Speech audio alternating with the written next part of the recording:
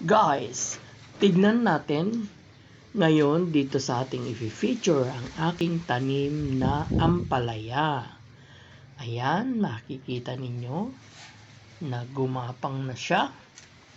At yan, maganda yung kanyang mga dahon. At yung dahiling to ay hindi ko nagawan ng balag.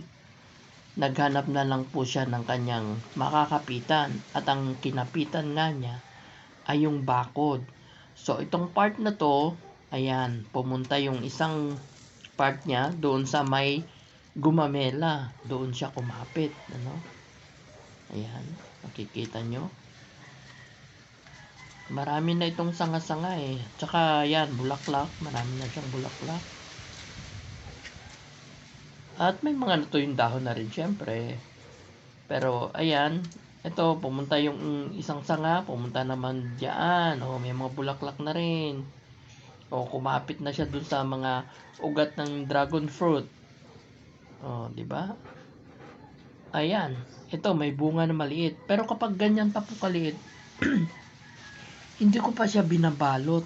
Kasi pag binabalot na siya ng ganyan palang kaliit, parang nabubulok siya. Hindi siya nagtutuloy. Ito naman, yon nanilaw na. So, hindi siya good na, na bunga. Pero ito po ay may bunga ng malaki. Ayan. Ito po. Yung kanyang bunga. Ito po ay halos isang dangkal na. Pwede nang yan. Pwede nang lutuin na may kasamang itlog. Para sa isang menu.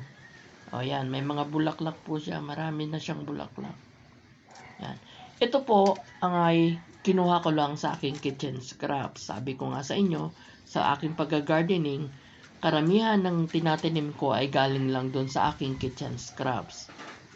Ayan. Gawin din po ninyo ito para po makatipid kayo, no?